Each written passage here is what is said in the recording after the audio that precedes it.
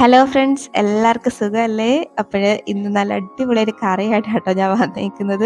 നല്ല ടേസ്റ്റിയാണ്. കുക്കറിൽ വളരെ പെട്ടെന്ന് ഒരുപാട് ഐറ്റംസ് ഒന്നും ഇല്ലാതെ നിമിഷങ്ങൾ കൊണ്ടൊക്കെ ഉണ്ടാക്കിയെടുക്കാൻ പറ്റുന്ന ഒരു കറിയാണ്. നല്ല ടേസ്റ്റിയാണ്. ഈ കറി എങ്ങനെയാണ് ഉണ്ടാക്കുന്നതെന്ന് കണ്ടു നോക്കിയാലോ? അതിനു മുന്നേ ഈ ചാനൽ ഇതുവരെ സബ്സ്ക്രൈബ് ചെയ്ത് ആരെങ്കിലും കാണുന്നുണ്ടെങ്കിൽ പ്ലീസ് ഒന്ന് സബ്സ്ക്രൈബ് ചെയ്ത് സപ്പോർട്ട് കൂടെ ചെയ്തേക്കണേ. കൂടെ കാണുന്ന ആ ബെല്ലൈക്കണിലെ ഓള് തന്നെ അമർത്തിയേക്കണേ. അപ്പോൾ ഇതെങ്ങനെ ഉണ്ടാക്കുന്നതെന്ന് കണ്ടു നോക്കിയാലോ? അടിപൊളി കറിയാണ്, എല്ലാവർക്കും ഇഷ്ടാവും കേട്ടോ. ഇത് ഉണ്ടാക്കാൻ വേണ്ടിയിട്ടേ ഒരു കുക്കർ ഒന്ന് എടുത്ത് അടുപ്പത്തേക്ക് വെച്ചിട്ട് അതിലേക്ക് ഒരു 1.5 ടേബിൾ സ്പൂണോളം വെളിച്ചെണ്ണ ഒന്ന് ചേർത്ത് കൊടുക്കുന്നുണ്ടേ.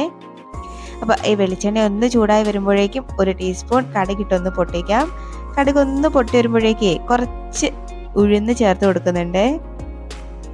കൂടെ 1 ടീസ്പൂണോളം ചെറിയ ജീരകം കൂടെ ചേർത്ത് കൊടുത്തിട്ട് ഈ ഉഴുന്നൊക്കെ നന്നായിട്ട് ഒരു ബ്രൗൺ കളറിൽ എത്തുമല്ലോ, അതുവരെയും ഒന്ന് ജസ്റ്റ് ഒന്ന് വഴറ്റി കൊടുക്കാം.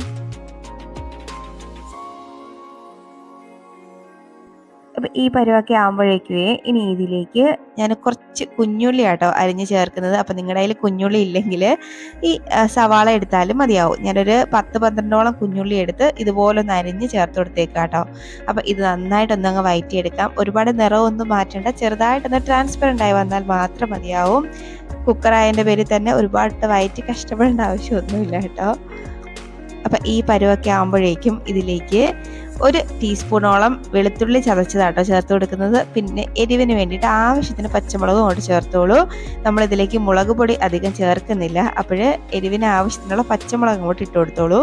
ഇനി നന്നായിട്ട് ഒന്നും കൂടെ ഒന്ന് വഴറ്റിയിട്ട് ഇതിലേക്ക് ഒരു 4 തക്കാളി ഞാൻ എടുത്തിട്ടുണ്ട് കേട്ടോ. അപ്പോൾ ഈ കറിയുടെ മെയിൻ ആയിട്ടുള്ള ഒരു ഇൻഗ്രീഡിയൻ്റ് ആണ് ഈ തക്കാളി. ഇതിലാണ് ഇതിൻ്റെ ടേസ്റ്റ് മൊത്തം കിട്ടുന്നത്. അപ്പോൾ 4 എണ്ണം തന്നെ എടുത്തോളൂ. അത് നല്ല പഴുത്ത് നോക്കി എടുക്കാൻ ശ്രദ്ധിക്കണേ. ഇത് നന്നായിട്ടൊന്നങ്ങ് മിക്സാക്കി എടുക്കാം. തക്കാളിയൊക്കെ ജസ്റ്റ് ഒന്ന് വെന്ത് വന്നാൽ മതിയാവും കേട്ടോ. അപ്പോൾ ഇതൊന്ന് വേവട്ടെ. ഇപ്പോൾ ദാണ്ട തക്കാളിയൊക്കെ ജസ്റ്റ് ഒന്ന് വെന്ത് വന്നിട്ടുണ്ട്. അപ്പോൾ ഇനി ഇതിലേക്ക് നമുക്ക് കുറച്ച് മസാലപ്പൊടികളൊന്ന് ചേർത്ത് കൊടുക്കണേ. അപ്പോൾ അതിന് വേണ്ടിയിട്ട് ഒരു 1/4 ടീസ്പൂൺ മഞ്ഞൾപ്പൊടി ഒന്ന് ചേർത്ത് കൊടുക്കുന്നുണ്ട്. ഇനി 1 ടീസ്പൂണോളം മുളക് പൊടി, ഇത് എരിവില്ലാത്ത മുളക് പൊടിയാട്ടോ ചേർത്തിട്ട് ഇനി ഒരു 1.5 ടീസ്പൂണോളം സാമ്പാർ പൗഡറാണ് ചേർക്കുന്നത്. അപ്പോൾ ഇത് ഒന്ന് സ്കിപ്പ് ചെയ്യാതെ ചേർത്തേക്കണേ. ചേർത്തിട്ട് ഒരു 1/2 ടീസ്പൂണോളം കായപ്പൊടിയും കൂടി ചേർത്ത് കൊടുക്കുന്നുണ്ട്. ചേർത്തിട്ട് നന്നായിട്ടൊന്നങ്ങ് മിക്സാക്കി എടുക്കാം. ഈ പൊടികളുടെയൊക്കെ പച്ചമണമൊക്കെ ഒന്ന് മാറുന്നവരെ നന്നായിട്ടൊന്ന് മിക്സാക്കി എടുക്കാം ലോ ഫ്ലെയിമിൽ വെച്ചിട്ട്. ഇപ്പോൾ ദാണ്ട പൊടികളുടെയൊക്കെ പച്ചമണമൊക്കെ ഒന്ന് മാറി വന്നിട്ടുണ്ട്. അപ്പോൾ നമുക്കിനി ഇതിലേക്ക് ആവശ്യത്തിനുള്ള വെള്ളം കൂടെ അങ്ങോട്ട് ചേർത്ത് കൊടുക്കാം. അപ്പോൾ ഞാനിവിടെ ഒരു 1.5 കപ്പോളം വെള്ളം ചേർക്കുന്നുണ്ട്. ഫസ്റ്റ് ഞാൻ 1 കപ്പ് വെള്ളം ചേർത്തിട്ട് ജസ്റ്റ് ഒന്ന് മിക്സ് ആക്കിയിട്ട് എനിക്ക് കുറച്ച് പോരാന്ന് തോന്നിയിട്ട് ഞാൻ ഒരു 1/2 കപ്പ് വെള്ളം കൂടെ ഇതിലേക്ക് ചേർക്കുന്നുണ്ട്. ഇനി ഇതിലേക്ക് ആവശ്യത്തിനുള്ള ഉപ്പ് നമുക്ക് ഈ സമയം കൊണ്ട് ഇട്ട് കൊടുക്കാം. ഇട്ടിട്ട് വീണ്ടും ഒന്നും കൂടെ ഞങ്ങൾ മിക്സ് ആക്കി എടുക്കാം.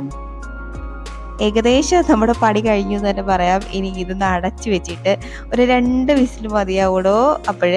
അപ്പോൾ നമുക്കിതിലേക്ക് കുറച്ച് കറിവേപ്പിലയും കൂടെ ഒന്ന് ഇട്ട് കൊടുക്കാവേ. എന്നിട്ട് നമുക്കിതൊന്ന് അടച്ചു വെച്ച് വേവിച്ചെടുക്കാം. ഒരു 2 വിസിൽ മതിയാവേ. അപ്പോൾ 2 വിസിൽ കൊണ്ട് തന്നെ ഇത് നന്നായിട്ടൊന്ന് വെന്ത് കിട്ടും. അപ്പോൾ ദാണ്ട ഒരു 2 വിസിലൊക്കെ ഒന്ന് കേട്ടിട്ട് അതിൻ്റെ സ്റ്റീം മൊത്തം പോയിട്ട് ഓപ്പൺ ചെയ്യുകയാണേ. അപ്പോൾ ദാണ്ട നമ്മുടെ കറി ഇവിടെ സൂപ്പറായിട്ട് സെറ്റായിട്ട് വന്നിട്ടുണ്ട് കേട്ടോ.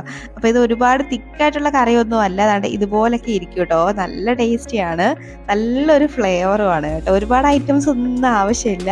അപ്പോൾ ഇതുപോലെ ഒരു വട്ടമെങ്കിലും നിങ്ങളൊന്ന് ട്രൈ ആക്കി നോക്കൂ. എല്ലാവർക്കും തീർച്ചയായിട്ടും ഇഷ്ടപ്പെടുന്നൊരു കറിയാണ് കേട്ടോ.